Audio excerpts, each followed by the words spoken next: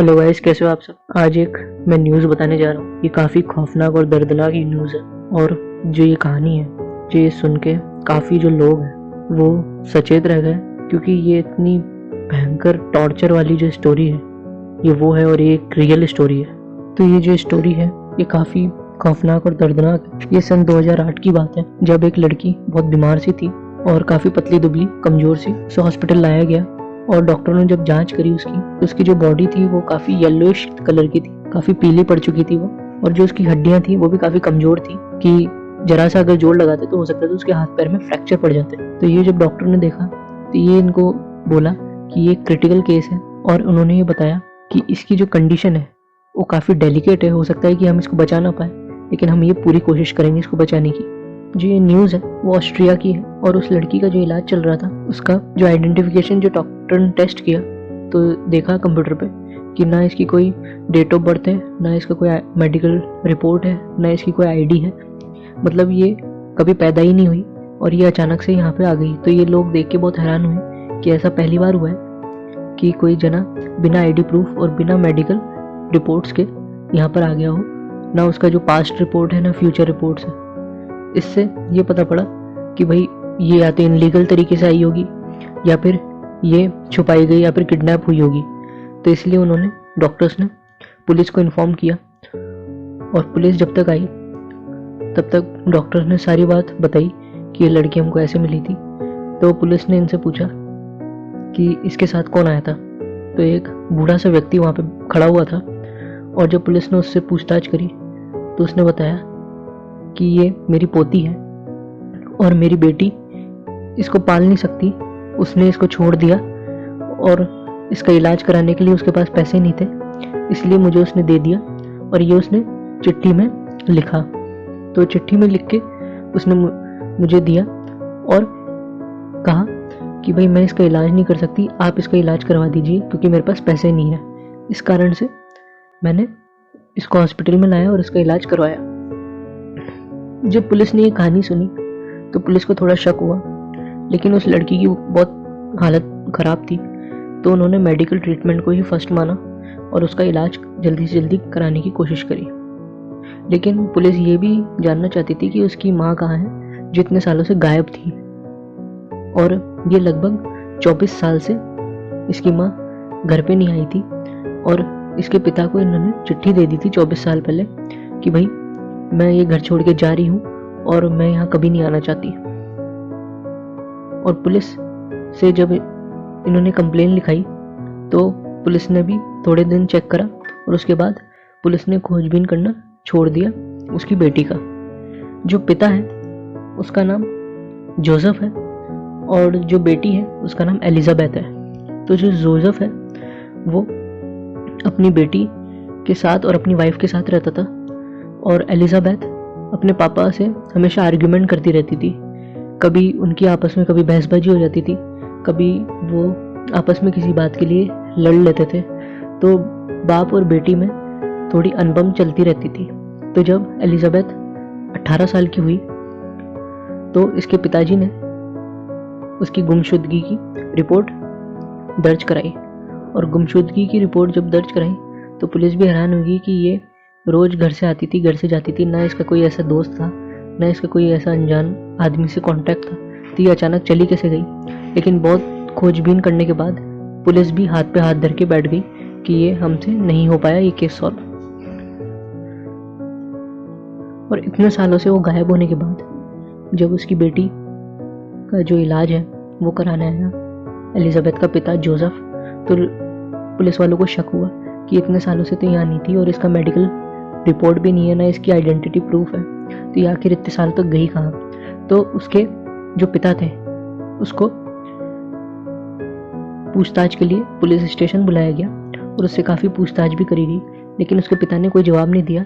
और उन्होंने यही कहा कि ये हमसे मिलने नहीं आती थी, और इसने एक चिट्ठी हमको दे दी थी 24 साल पहले कि मेरे को ढूंढने की कोशिश मत करना, और मैं ये घर छोड़ के जा रही हूँ। और जब उसकी बेटी जो एलिजाबेथ की उसका जब इलाज हुआ तो उसकी भी उसने चिट्ठी दी थी कि मुझे मेरी मांगी हालत ठीक नहीं है, और मैं अपनी बेटी का इलाज कराने के लिए आपको दे रही हूँ, क्योंकि मेरे पास पैसे नहीं है इसका इलाज करने के लिए। इस कारण से मैंने इसका इलाज कराने के लिए लिया है और मुझे नहीं पता इसकी जो आईडी है और जो इसकी मेडिकल रिपोर्ट है वो क्यों नहीं है। तो पुलिस ने भी उनको छोड़ दिया क्योंकि उनके पास उनके खिलाफ कोई पुख्ता सबूत नहीं थे।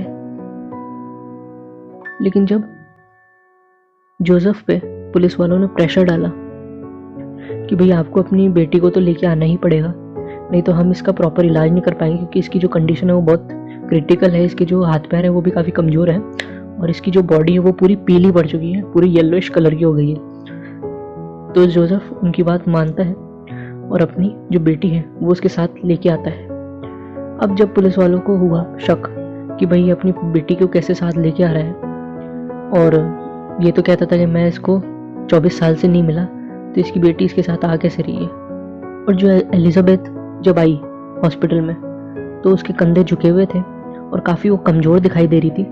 और जो एलिजाबेथ है उसकी बेटी की जैसे उसकी कलर स्किन हो गई थी येलोइश कलर की। तो ये सब देख के जो पुलिस वाले और डॉक्टर थे उनको भी शक हुआ कि इसकी हालत ऐसी हुई क्यों। तो इन दोनों को जोसेफ जो उसका पिता था एलिजाबेथ का, और एलिजाबेथ जो जोसेफ की बेटी थी, उन दोनों को पुलिस स्टेशन ले गया और पुलिस स्टेशन लेके उनसे पूछताछ करी गई कि ये क्या कारण है इसका, तुम इतने साल से कहाँ थी। और दोनों को अलग अलग कमरे में रखा गया ताकि आपस में बात ना कर सकें। इस कारण से जब इनको पता पड़ा कि भाई ये जो बेटी है इसकी हालत कैसे हुई और जो इसके पिता है ये इतने सालों तक सबसे क्या छुपा रहे थे, ये पुलिस ने जब सुना तो वो लोग हैरान हो गए। एलिजाबेथ ने ये कहा कि जो मैं आपको बताने जा रही हूँ वो मेरे पिता को पता नहीं पड़ना चाहिए और मेरे पिता को कभी भी मेरी शक्ल नहीं दिखनी चाहिए। तो पुलिस वालों ने उसकी बात मान ली एलिजाबेथ की। और जब एलिजाबेथ ने अपनी पोल खोली कि भाई मैं इतने सालों तक कहाँ थी, तो पुलिस भी शॉक रह गई। उसने कहा कि मैं जब 18 साल की थी तब मेरे पिता ने मुझे बेसमेंट में बुलाया, क्योंकि उस टाइम वो गोडाउन में कुछ काम कर रहे थे और गोडाउन की खुदाई और कंस्ट्रक्शन के लिए उनको हेल्प की ज़रूरत पड़ती रहती थी। तो उन्होंने मेरी मदद मांगी कि मेरी हेल्प कर दो, और एलिजाबेथ मान भी गई और काफ़ी दिन तक ऐसा चलता रहा। जो उसके पिता थे जोसेफ, वो एक इलेक्ट्रिकल इंजीनियर थे और उनको इलेक्ट्रिकल की काफ़ी नॉलेज थी और उन्होंने बेसमेंट में ही काफ़ी अच्छी तरीके से कमरे वगैरह, हॉल, टॉयलेट्स, ये सब की व्यवस्था कर रखी थी।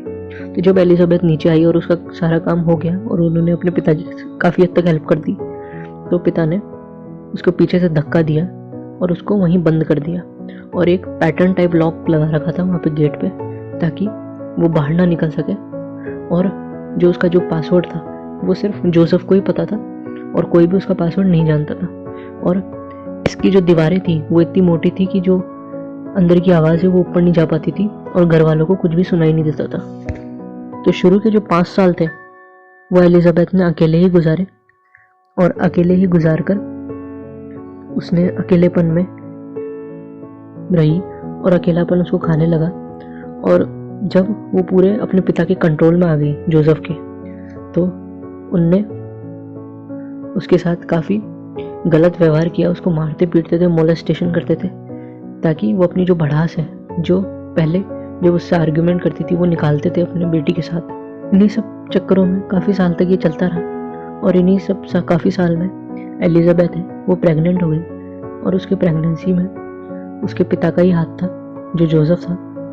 और एलिजाबेथ का ये कहना था कि जो मेरी डिलीवरी है वो मेरे को हॉस्पिटल में ही कराई जाए, मैं इसके बारे में किसी को कुछ नहीं बताऊंगी, लेकिन मैं चाहती हूँ कि इसकी जो डिलीवरी है वो नॉर्मल हो, हॉस्पिटल में हो, इसको कोई खतरा नहीं हो बच्चे को। उसके पिता ने ये मना कर दिया कि ये डिलीवरी हॉस्पिटल में नहीं होगी, ये होगी तो यहीं बेसमेंट में होगी। और उसको डिलीवरी के इक्विपमेंट्स दे दिए और एक बुक दे दी ताकि वो सारा कुछ पढ़ ले और खुद ही डिलीवरी कर दे।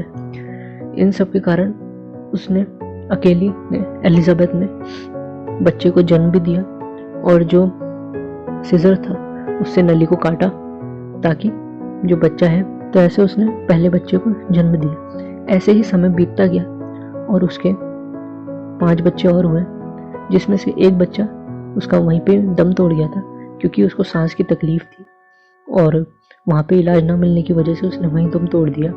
तो एलिजाबेथ ने अपने बच्चे की जो बॉडी है उसको जला दिया वही बेसमेंट में, और समझा कि ऐसा कुछ हुआ ही नहीं। और जो एलिजाबेथ है उसके बच्चे जैसे जैसे बड़े होने लग गए, वो देखने लग गए कि भाई ये अपन बाहर क्यों नहीं जाते। वो एलिजाबेथ से पूछते थे, लेकिन एलिजाबेथ उसको चुप करा देती थी और उससे कुछ नहीं कहती थी। तो जब ये बच्चे 11-12 साल के हुए और एलिजाबेथ से जिद करने लग गए, तो एलिजाबेथ ने अपने हस्बैंड को बोला, यानी वो हस्बैंड उसका पिता ही था एक तरह से। तो उसने एक टीवी इनको दिया, और टीवी वो देख के बहुत हैरान होते थे, क्योंकि ये उनके लिए नई चीज़ थी, क्योंकि वो बेसमेंट से कभी बाहर निकले ही नहीं थे। तो वो बहुत हैरान होते थे टीवी देख के, और वो सोचते थे कि कब हम इससे बाहर निकलेंगे और दुनिया को देखेंगे। तो ये किस्सा ही चलता गया। और जो बच्चे हैं वो काफ़ी हद तक बीमार ही रहते थे, क्योंकि उनको जो धूप है वो मिल नहीं पाती थी, और बेसमेंट के कारण उनको सफोकेशन भी होता था, जिससे उनके जो लंग्स है उसमें भी प्रॉब्लम रहती थी। इस कारण से उनको काफ़ी प्रॉब्लम्स का सामना करना पड़ता था। और एलिजाबेथ की भी हालत गंभीर ही थी, क्योंकि उसको भी सनलाइट नहीं मिलती थी, और वो भी बेसमेंट में रह रह के उसकी भी जो हालत है वो ख़राब ही हो रही थी। और जो दोनों नोट है जो जोसेफ ने पुलिस वालों को दिखाए थे जब वो गुम गई थी और उसकी बेटी का जब इलाज कराना हुआ था, तो ये जो एलिजाबेथ है इन दोनों से लिखवाए थे ये दोनों नोट, और इससे ज़बरदस्ती लिखवाए गए थे ताकि पुलिस को शक ना हो और ये साफ साफ बच जाए। और 24 साल तक किसी को भी भनक नहीं पड़ी कि यहाँ पे नीचे कोई रहता भी था। आस पड़ोस या फिर उनके घर में जोसेफ की वाइफ भी रहती थी, जो एलिजाबेथ की मदर थी, वो भी नहीं सुन पाती थी बेसमेंट की आवाज़, क्योंकि वहाँ पे जो बेसमेंट की दीवारें थी वो इतनी मोटी थी और साउंड प्रूफ थी, इस कारण से कोई भी उसकी आवाज़ सुन नहीं पाता था। तो जब एलिजाबेथ ने पुलिस वालों को सारी बातें बताई, तो पुलिस वाले भागे जोसेफ के घर पे, और जोसेफ के घर का जो बेसमेंट है उसका ताला तोड़ा और पासवर्ड को खोला, और सारे बच्चे जो बंधे हुए थे वहाँ अंदर, जो काफ़ी साल से उन्होंने बाहर की दुनिया नहीं देखी थी, उनको बाहर निकाला गया और उनको हॉस्पिटल ले जाया गया। और जो जोसेफ है उसको तुरंत ही अरेस्ट कर लिया गया और उसको उम्र कैद की सज़ा सुनाई गई। और जो एलिजाबेथ है और उनके बच्चे हैं उनको नई आइडेंटिटी दी और उनको काफ़ी दूर अलग सिटी में बसाया गया, और उनके बच्चों को भी फ्री एजुकेशन और फ्री मेडिकल ट्रीटमेंट दिया गया। दुनिया में ऐसे ऐसे भी लोग रहते हैं जो इंसानियत भूल जाते हैं और इंसान क्या होता है इसका फ़र्क करना भूल जाते हैं। थैंक यू मेरा वीडियो देखने के लिए। लाइक शेयर सब्सक्राइब करिए, कमेंट्स के थ्रू अपनी क्वेरी दे सकते हैं। धन्यवाद।